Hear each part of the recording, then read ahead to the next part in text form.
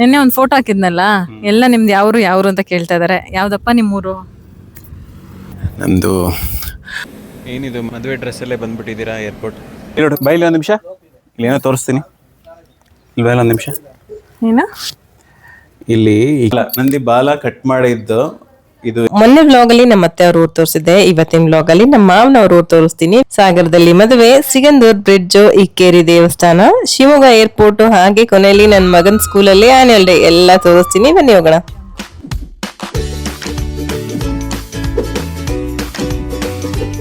ಬೆಂಗಳೂರಿನ Majestic railway station ಇಂದ ನಾವಿವತ್ತು ಹೊರಟಿರೋದು ಸಾಗರಕ್ಕೆ. ಸಾಗರದಲ್ಲಿ ಕಿರಣ್ ಕಸಿನ್ ಮದ್ವೆ ಇತ್ತು, ಸೊ ಮಿಸ್ ಮಾಡಬಾರ್ದಾಗಿರುವಂತ ಒಂದು ಸ್ಪೆಷಲ್ ಇವೆಂಟ್ ಇದು. ಅದಕ್ಕೋಸ್ಕರ ನಾವು ಹೊರಟ್ವಿ ಬೈ ಟ್ರೈನ್. ನೆಕ್ಸ್ಟ್ ಡೇನೆ ಇಲ್ಲಿ ಅರಿಶಿನ ಶಾಸ್ತ್ರ, ಮೆಹಂದಿ ಶಾಸ್ತ್ರ, ಬಳೆ ಶಾಸ್ತ್ರಗಳೆಲ್ಲ ಇತ್ತು.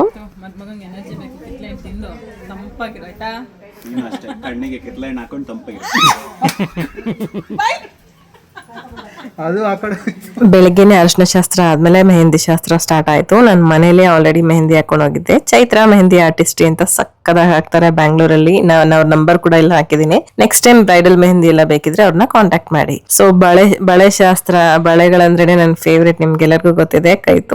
ಎರಡು ಕೈ ತುಂಬಾ ಬಳೆಗಳು, ಅದನ್ನು ಹಸಿರು ಬಳೆ ಹಾಕೊಂಡೆ. ಸಿಕ್ಕಾಬಟ್ಟೆ ಇಷ್ಟ ಆಯ್ತು ನನಗಿಂತ ಜಾಸ್ತಿ ಬಳೆ ಹಾಕೋರ್ಗೆ ಸಿಕ್ಕಾಬಟ್ಟೆ ಖುಷಿ ಆಯ್ತು. ಅವ್ರು ಹೇಳ್ತಾ ಇದ್ರು ಬಳೆ ಹಾಕ್ಬೇಕಾದ್ರೆ ಈಗಿನ ಕಾಲದ ಹೆಣ್ಮಕ್ಳು ಬಳೆನೇ ಹಾಕೊಳಲ್ಲ, ಅದ್ರಲ್ಲೂ ನೀವು ಇಷ್ಟೊಂದು ಕೈ ತುಂಬ ಬಳೆ ಹಾಕೊಡ್ತಿದ್ದೀರಾ, ಅದ್ ನೋಡಕ್ಕೆ ಖುಷಿ ಆಗತ್ತೆ ಅಂತ ಹೇಳಿ. ಸೊ ಬಳೆ ಶಾಸ್ತ್ರ ಆದ್ಮೇಲೆ ಆಸ್ ಯೂಶುವಲ್ ಸ್ವಲ್ಪ ಊಟ ಗಿಟ್ಟ ಎಲ್ಲ ಮಾಡ್ಕೊಂಡು ಸಿಕ್ಕಾಬಟ್ಟೆ ಟಯರ್ಡ್ ಆಯ್ತು. ಮನೆಗೆ ಹೋಗಿ ಸ್ವಲ್ಪ ರೆಸ್ಟ್ ಮಾಡಿ ಸಂಜೆ ಸ್ವಲ್ಪ ಫ್ರೆಶ್ ಅಪ್ ಆಗಿ ಮಾರಿಗುಡಿಯಲ್ಲಿ, ಸಾಗರದಲ್ಲಿ ಫೇಮಸ್ ಆಗಿರುವಂತ ದೇವಸ್ಥಾನ ಇದು. ದೇವಸ್ಥಾನಕ್ಕೆ ಹೋಗಿ ಸಾಗರದೆಲ್ಲ ಸುತ್ತಾಡ್ಕೊ ಬಂದು ರೂಮಿಗೆ ಬಂದ್ ಮಲ್ಕೊಂಡ್ವಿ. ನೆಕ್ಸ್ಟ್ ಡೇ ಬೆಳಿಗ್ಗೆ ಮದ್ವೆ ಮನೆಗೆ ಹೋಗಿದ್ರೆ ಈ ತರ ಸಕ್ಕದಾಗಿರುವಂತ ಒಳ್ಳೆ ಉಪ್ಪಿಟ್ಟು ಅವಲಕ್ಕಿ ಕಾಂಬಿನೇಷನ್ ಯಾರೆಲ್ಲ ತಿಂದಿದ್ದೀರಾ ಅನ್ನೋದು ಕಾಮೆಂಟ್ ಮಾಡಿ. ನಂಗಂತೂ ಸಿಕ್ಕಾಪಟ್ಟೆ ಇಷ್ಟ ಆಯ್ತು. ಸಾಗರದ ಸ್ಪೆಷಲ್ ಇದು, ನೀವು ಒಂದ್ಸರಿ ಟ್ರೈ ಮಾಡಿ. ಹಾಗೆ ಇದಾದ ನಂತರ ಮತ್ತೆ ಹೋಟೆಲ್ಗೆ ವಾಪಸ್ ಹೋಗಿ ರೆಡಿಯಾಗಿ ಸಿಗಂದೂರ್ ದೇವಸ್ಥಾನಕ್ಕೆ ಹೋಗೋಣ ಅಂತ ಹೇಳಿ ಈ ರೀತಿ ಸೀರೆ ಎಲ್ಲ ಉಟ್ಕೊಂಡು ರೆಡಿಯಾಗಿ ಹೋಗ್ತಾ ಇದೀವಿ.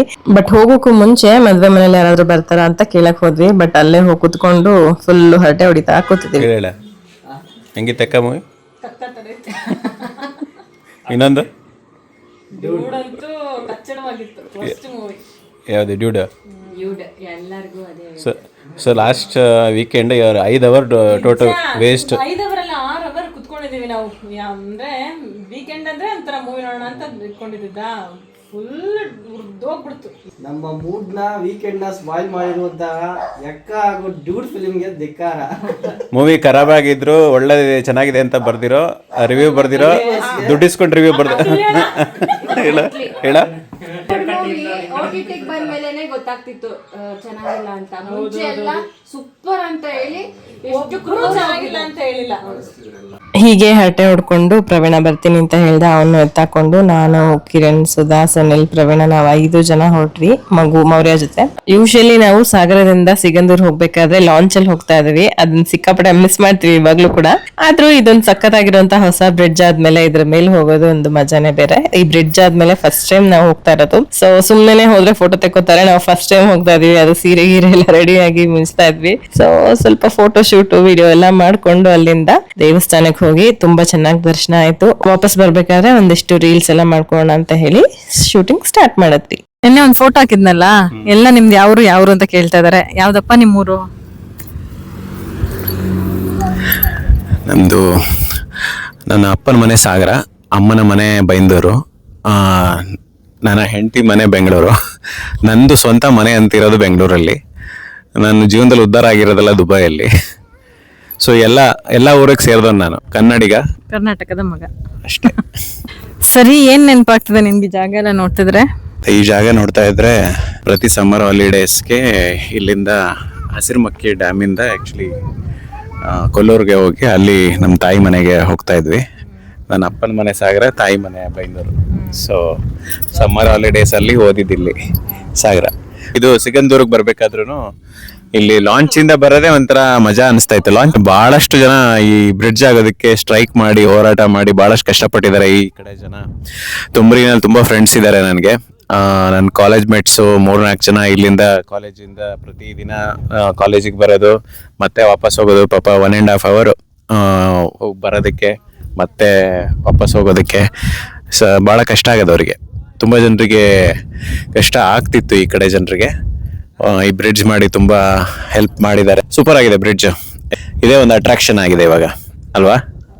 ವರ್ಷಾನುಗಟ್ಲೆ ಕಷ್ಟಪಟ್ಟು ನಿರಂತರ ಹೋರಾಟದ ನಂತರ ಒಂದು ಒಳ್ಳೆ ಬ್ರಿಡ್ಜ್ ಸಿಕ್ಕಿದೆ. ಅವರು ಈಗೆಲ್ಲ ಡೆವಲಪ್ಪು ಆಗುತ್ತೆ ಪ್ರಾಬಬಲಿ. ಚೆನ್ನಾಗಿ ಡೆವಲಪ್ ಆಗಲಿ. ತುಮ್ರಿಯಲ್ಲಿರೋರು, ಸಿಗಂದೂರ್ ಕಡೆ ಇರೋರು ಎಲ್ಲರೂ ಉದ್ಧಾರ ಆಗಲಿ. ನನ್ನ ಫ್ರೆಂಡ್ಸ್ ಯಾರಾದರೂ ತುಂಬ ಹಳೆ ಫ್ರೆಂಡ್ಸ್ ಇದ್ದಾರೆ, ಈಗ ಯಾರೂ ಟಚ್ಚಲ್ಲಿಲ್ಲ. ಬಟ್ ಎಲ್ರಿಗೂ ಒಳ್ಳೇದಾಗಲಿ. ಹಸಿರುಮಕ್ಕಿ ಬ್ರಿಡ್ಜ್ ಆಗ್ಬಿಟ್ರೆ ಭಾಳ ಖುಷಿ ಆಗುತ್ತೆ. ಯಾಕಂದರೆ ನಮಗೆ ಬಂದು ಕೊಲ್ಲೂರಿಗೆ ಹೋಗೋದಕ್ಕೆ ಈಸಿ ಆಗುತ್ತೆ. ಇಲ್ಲಿ ನೋಡಿ ಬೈಲಿ ಒಂದು ನಿಮಿಷ, ಇಲ್ಲೇನೋ ತೋರಿಸ್ತೀನಿ.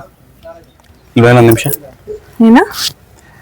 ಇಲ್ಲಿ ಇಕ್ಕೇರಿನಲ್ಲಿ ಚಿಕ್ಕ ವಯಸ್ಸಿಂದ ನಮಗೆಲ್ಲರೂ ಹೇಳೋರು, ಈ 2 ಹಲ್ಲಿ ಬಂದು ಸೇರಿದ್ರೆ ಪ್ರಳಯ ಆಗತ್ತಂತೆ, ಭೂಮಿ ಎಂಡ್ ಆಗತ್ತಂತೆ. ಆಮೇಲೆ ಈ ಚೇಳು ಬಂದು ಇದನ್ನ ಬಿಡಿಸಿದ್ರೆ ಪ್ರಳಯ ಸ್ಟಾಪ್ ಆಗತ್ತಂತೆ ಅಂತ ನಮ್ಗೆ ಚಿಕ್ಕ ವಯಸ್ಸಿಂದನೂ ಹೇಳ್ತಾ ಇದ್ರು. ಅದ್ ನಿಜವಾಗ್ಲೂ ಹತ್ರ ಬಂದಿದೆ ಏನೋ ಗೊತ್ತಿಲ್ಲ. ಒಬ್ಬೊಬ್ರು ಹೇಳ್ತಾರೆ ಅದು ತುಂಬಾ ದೂರದಿಂದ ವರ್ಷ ಹತ್ರ ಬಂದು ಇಷ್ಟ ಹತ್ರ ಬಂದಿದೆ ಅಂತ ಇಲ್ಲಿ ಗೆರೆ ಹಾಕಿರೋದು ಜನ. ಹಿಂಗೆ ಹಿಡ್ದು ಇಲ್ಲಿ ಕಲೆ ಆಗಿರೋದು ಅದು. ಓಕೆ, ಬಟ್ ನನಗೇನೋ ನನ್ನ ಮೆಮೊರಿ ಪ್ರಕಾರ ನಾನು ಚಿಕ್ಕ ವಯಸ್ಸಿಂದ ನೋಡ್ದಂಗೂ ಇಷ್ಟೇನೆ ಇದೆಯಪ್ಪ. ಏನ್ ಜಾಸ್ತಿ ಏನ್ ಹತ್ರ ಆಗಿಲ್ಲ. ಇದಕ್ಕೆ ಜಾಸ್ತಿ ಇತ್ತಾ? ಅಷ್ಟೇ ಇದೆಯಾ? ನಂಬೇಕು ಅನ್ನೋದಲ್ಲ, ಒಂದೊಂದು ನಂಬಿಕೆಗಳು ಜನ ಅದನ್ನ. ಇನ್ನೊಂದು ಯಾವ್ದೋ ಇದೆ, ಇಲ್ಲಿ ಯಾವ್ದೋ ಕಲ್ಲು ಕೋಳಿ ಏನೋ ಇದೆ, ಅದು ಕೂಗಿದ್ರೆ ಪ್ರಳಯ ಆಗತ್ತೆ ಅಂತ. ನಮ್ದೊಂದು ಯಾವ್ದೋ ಒಂದು ಸ್ಕೂಲಲ್ಲಿ ಒಬ್ರು ಲೆಕ್ಚರ್ ಇದ್ರು, ಎಲ್ರಿಗೂ ಪ್ರಳಯ ಅಂತ 2000ಕ್ಕೆ ಪ್ರಪಂಚನೇ ಮುಳುಗೋಗುತ್ತೆ ಅಂತ ಪ್ರಳಯ ಅಂತ ಎಲ್ಲ ಮಕ್ಕಳಿಗೆಲ್ಲ ಎದುರಿಸಿಟ್ಟಿರೋರು. ಅದಕ್ಕೆ ಇದು ಒಂದು ಸಾಕ್ಷಿ ತರ. ಇಕ್ಕೇರಿನಲ್ಲಿ ಕಲ್ಕೋಳಿ ಕೂಗಿತ್ತು, ಅದಕ್ಕೆ ಪ್ರಳಯ ಆಯ್ತು ಅಂತಾನು ಹೇಳ್ತಾರೆ. ಎಲ್ಲಿದೆ ಅದು ಕಲ್ಕೋಳಿ? ಆ ತರದ್ದು ಎಲ್ಲ ಪ್ರತಿಯೊಂದು ದೇವಸ್ಥಾನದಲ್ಲೂ ಒಂದೊಂದು ನಂಬಿಕೆ ವಿಷಯಗಳು ಇರುತ್ತೆ. ಮತ್ತೊಂದಿದೆ ಅಲ್ಲಿ, ಅದು ನಂದಿತ್ರ ಮತ್ತೊಂದಿದೆ, ತೋರಿಸ್ತೀನಿ. ಮತ್ತೊಂದು ಕತೆ ಏನ್ ಹೇಳ್ತಾ ಇದ್ದೇನೆಂದ್ರೆ, ನಂದಿ ಬಾಲ ಅಲ್ವಾ? ನಂದಿ ಬಾಲ ನಂದಿ ಬಾಲ ಕಟ್ ಮಾಡಿದ್ದು ಇದು ಯಾರೋ ಇವರು ಡಿಸ್ಟ್ರಾಯ್ ಮಾಡಿರೋದು ಅಂತ ಯಾರೋ ಹಳೆ ಕಾಲ ಅಟ್ಯಾಚ್ ಆಗಿದೆ ಅಲ್ಲ, ಅದನ್ನ ಕಟ್ ಮಾಡಿರೋದು ಇವ್ರು ಅನ್ಸುತ್ತಲ್ಲ. ಯಾರ ಹಳೆ ಕಾಲದಲ್ಲೆಲ್ಲ ಬಂದು ಟೆಂಪಲ್ ಡಿಸ್ಟ್ರಾಯ್ ಮಾಡ್ತಿದ್ದಾರಲ್ಲ, ಅವಾಗ ಮಾಡಿರೋದು. ಅವಾಗ್ಲೇ ಇಲ್ಲಿ ಏನೋ ರಕ್ತದ ಕಲೆಗಳ ತರ ಇತ್ತು, ಇವಾಗಿಲ್ಲ ಅದು. ಅದು ಏನೋ ಹಣ್ಣಿನ ಕಲೆ, ಹಣ್ಣಿಂದು ಇದು ಹಾಕಿರೋದು. ಬಟ್ ಜನ ಯಾವ ರೀತಿ ಒಂದ್ ನಂಬಿಕೆ ಹುಡ್ಸಿದ್ರು ಅಂದ್ರೆ, ಇದು ಬಾಲ ಕಟ್ ಮಾಡೋದಕ್ಕೆ ರಕ್ತ ಬಂತು, ಅದು ನಂದಿಯಾಗಿ ಕುತ್ಕೋತು, ಅದಕ್ಕೆ ರಕ್ತ ಹಾರಿರೋದು, ಇನ್ನ ರಕ್ತ ಇದೆ ಅನ್ನೋ ತರ ಹೇಳ್ತಾ ಇದ್ರು. ಇವಾಗ ಆಕ್ಚುಲಿ ಇಲ್ಲ, ಅದು ಮೊದ್ಲೇ ಇತ್ತು. ಆಕ್ಚುಲಿ ಮೊದ್ಲೇ ಮೊದ್ಲೇ ಫುಲ್. ಬಟ್ ಅದೇ ಟೈಮಲ್ಲಿ ಕರೆಕ್ಟ್ ಆಗಿ ಹೆಂಗ್ ಬಾವಲಿ ಹಣ್ಣು ಬಂತೀನಿ. ನಾನಿಲ್ಲಿ ಇದ್ರಲ್ಲಿ ನಾನು ಆಕ್ಚುಲಿ ಐ ಥಿಂಕ್ ಮದ್ವೆ ಆದ್ಮೇಲೂ ಒಂದ್ಸಲ ಇದ್ರಲ್ಲಿ ನುಗ್ಗಿದೀನಿ ಅಂತ ಅನ್ಸುತ್ತೆ ನನಗೆ. ಇವಾಗ ರಿಸ್ಕ್ ತಗೊಳಲ್ಲಪ್ಪ. ನುಗ್ತಿದ್ವಿ ಕಣ, ತುಂಬಾ ದೊಡ್ಡವರಾಗ ತನಕ ನುಗ್ತಿದ್ವಿ ಇದ್ರಲ್ಲಿ. ಹೌದಾ? ಬರ್ತಿರೋದು ಅದೇನಾ? ತೀಟದ ಮೇಲೆ ಹತ್ತ ಬರೋದು, ಕಾಲೊಳಗೆ ನುಸಿಯ ಬರೋದು. ನುಸುತ್ತಿದ್ರು ಮೊದ್ಲು ಇಲ್ಲಿಂದ ಹೋಗಿ. ಫುಲ್ ಇದನ್ನ ಕ್ಲೋಸ್ ಮಾಡಿ ಲೇಡಿ ಯಾರು ಸಿಕ್ಕಾಕೊಂಡು ಎಣ್ಣೆ ಎಲ್ಲ ಹಾಕಿ ತೆಗಿಯಕ್ ಕಷ್ಟಪಟ್ಟಿದ್ರು. ನೀನಿಗೆ ಬಂದ್ರೆ ನಂದಿ ಕಾಲ್ ಕೆಳಗೆ ನುಗ್ಗಿದ್ರೆ ಒಳ್ಳೇದು ಅಂತ ಹೇಳ್ತಾರೆ, ಅದಕ್ಕೆ ಕಷ್ಟಪಟ್ಟು ನುಗ್ಗಿದ್ದ ಅನ್ಸುತ್ತೆ. ಪಾಚಿ ಎಲ್ಲ ಬಂದಿರೋ ತರ ಆಗಿದೆ ನೋಡು. ಇವಾಗ ಸ್ವಲ್ಪ ಮೇಂಟೆನೆನ್ಸ್ ಕಡಿಮೆ ಆಗಿದೆ. ಮೊದ್ಲೇ ಎಲ್ಲ ಚೆನ್ನಾಗಿತ್ತು, ಎಲ್ಲ ಶೈನಿಂಗ್ ಆಗಿ ಕಾಣ್ತಾ ಇತ್ತು. ಇಲ್ಲಿ ಒಂದು ಸೀನ್ ಇದೆ, ನೆನಪಿದ್ಯಾ? ಯಾವ ಸೀನ್ ಹೇಳ? ಐ ಥಿಂಕ್ ಸಬ್ಜಾ ಸೀಡ್ಸ್ ತಗೋತಿರ್ತೀರಾ ತುಂಬಾ ಜನ, ಬಾಡಿಗೆ ತಂಪು ಅಂತ. ಸಬ್ಜಾ ಸೀಡ್ಸ್ ಗಿಡ ಹೇಗಿರುತ್ತೆ ನೋಡಿದೀರಾ? ಇದೇ ತರ ಇರುತ್ತೆ, ತುಳಸಿ ಗಿಡದ ತರಾನೇ ಇದೆ. ಆಕ್ಚುಲಿ ಇವರೆಲ್ಲ ತುಳಸಿನೇ ಅಂತ ಕರೆಯೋದು ಇದಕ್ಕೆ, ಬಟ್ ಸ್ವಲ್ಪ ಡಿಫ್ರೆಂಟ್ ಆಗಿದೆ. ಇದು ಕಪ್ಪುದಿರುತ್ತೆ, ಇದರಲ್ಲಿ ಒಳಗೆ ಡ್ರೈ ಆಗಿದ್ರೆ ನಿಂಗೆ ಕಪ್ಪು ಸಿಗುತ್ತಾ? ಇದೇನು ಹೇಳ? ನಾನು ಅನ್ಕೊಂಡ್ರೆ ಇದು ತುಳಸಿ ಗಿಡ ಅಂತ. ಯಾಕಂದ್ರೆ ತುಳಸಿ ಕಟ್ಟೆ ಇದೆ ನೋಡಿ. ಅಂದ್ರೆ ತುಳಸಿ ಅದೇ ಬೆಸಿಲ್ ಸೀಡ್, ತುಳಸಿಗೆ ಹೋಲಿ ಬೆಸಿಲ್ ಸೀಡ್ಸ್ ಅಂತಾರೆ, ಇದಕ್ಕೆ ಬೆಸಿಲ್ ಸೀಡ್ಸ್ ಅಂತಾರೆ. ಸಬ್ಜಾ ಬೀಜ ನಾವೆಲ್ಲ ತಗೊಳ್ತೀವಲ್ಲ ಬಾಡಿಗೆ ತಂಪು ಅಂತ. ಏನ್ ಗಮ್ಮಂತಿದೆ ಗೊತ್ತಾ? ಬಾಡಿಗೆ ತಂಪು ಅಂತ ಅದೇ ಇದು. ತಿನ್ಬೋದಾ ಇಲ್ಲ? ಬಟ್ ಇದು ನಾಟ್ ಆಕ್ಚುಲಿ ಹೋಲಿ ಬೆಸಿಲ್, ಅಂದ್ರೆ ನಾವು ತುಳಸಿ ಬಳಸ್ತೀವಲ್ಲ ಅದಕ್ಕಿಂತ ಸ್ವಲ್ಪ ಡಿಫ್ರೆಂಟ್ ಆಗಿರುತ್ತೆ ಸಬ್ಜಾ. ನೋಡಿ, ಇದನ್ನು ತುಂಬಾ ಡಿಮ್ಯಾಂಡ್ ಅಲ್ಲಿ ಇದೆ. ಇದನ್ನು ಅಗ್ರಿಕಲ್ಚರ್ ಬೆಳೆ, ಚಿಯಾ ಬೀಜ, ತುಳಸಿ ಬೀಜ ಇದೆಲ್ಲ ಬೆಳೆದ್ರೆ ಮುಂದೆ ನಿಮ್ಗೆ ಒಳ್ಳೆ ಲಾಭ ಇರುತ್ತೆ. ಇದನ್ನು ನೀವು ಬೆಳೆದ್ರೆ ಡಿಮ್ಯಾಂಡ್ ಅಲ್ಲಿ ಇರೋದು. ಹೆಲ್ತ್ ಎಂಥೂಸಿಯಾಸ್ಟ್ಗಳೆಲ್ಲ ರೆಗ್ಯುಲರ್ ಆಗಿ ಕನ್ಸ್ಯೂಮ್ ಮಾಡೋ ಒಂದು ಸೀಡ್ಸ್ ಇದು. ಸೊ ಅಲ್ಲಿಂದ ಇಕ್ಕೇರಿ ಹೋಗಿ ಇಕ್ಕೇರಿ ದೇವಸ್ಥಾನ ಎಷ್ಟು ಸಕ್ಕದಾಗಿತ್ತು ಅಂದ್ರೆ ನೀವು ನೋಡಿದೀರಾ. ಯಾರ್ಯಾರೆಲ್ಲ ಇಲ್ಲ ಹೋಗಿದ್ದೀರಾ ಅನ್ನೋರು ಕಾಮೆಂಟ್ ಅಲ್ಲಿ ತಿಳಿಸಿ. ಸೊ ಅಲ್ಲೇ ಹೊರಗಡೆ ಪೈನಾಪಲ್ ಮಾರ್ತಾ ಇದ್ರು, ಸಿಕ್ಕಾಪಟ್ಟೆ ಹಸುವಾಗ್ತಿತ್ತು. ಸೊ ಪೈನಾಪಲ್ ಸಕ್ಕದಾಗಿತ್ತು ಅಂತ ಎಲ್ಲ ಒಂದ್ ಬ್ಯಾಟಿಂಗ್ ಮಾಡಿದ್ವಿ. ಅಲ್ಲಿಂದ ಸಕ್ಕದಾಗಿ ಒಂದ್ ಒಳ್ಳೆ ವ್ಯೂ ನೋಡ್ಕೊಂಡು ಎಂಜಾಯ್ ಮಾಡ್ಕೊಂಡು ರೂಮಿಗೆ ಹೋದ್ವಿ ವಾಪಸ್.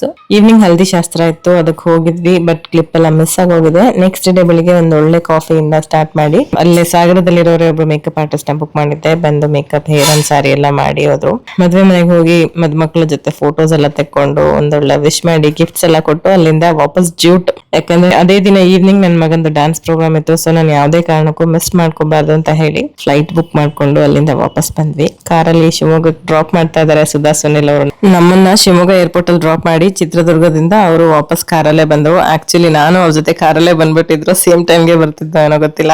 ಕಾರಲ್ಲಿ ಬಂದ್ರೆ ಮಜಾ ಮಾಡ್ಕೊಂಡು ಆರಾಮಾಗಿ ಬರ್ಬೋದು. ಆಕ್ಚುಲಿ ಶಿವಮೊಗ್ಗದಿಂದ ನಾವು ಬೆಂಗಳೂರಿಗೆ ಬರೋ ಫ್ಲೈಟ್ ಅಂತೂ ಯಪ್ಪ ಫುಲ್ ನಾವು ಬದುಕ್ತಿವೋ ಇಲ್ವೋ, ವಾಪಸ್ ಬರ್ತೀವೋ ಇಲ್ವೋ ಅಂತ ಫುಲ್ ಗಡ ಸಿಕ್ಕಾಬಟ್ಟೆ.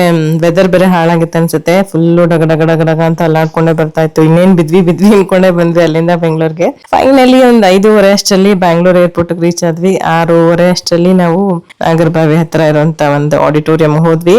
ನನ್ ಮಗನ್ ಡ್ಯಾನ್ಸ್ ಇನ್ನೇನ್ ಶುರು ಆಗುತ್ತೆ ಅನ್ನೋವಾಗ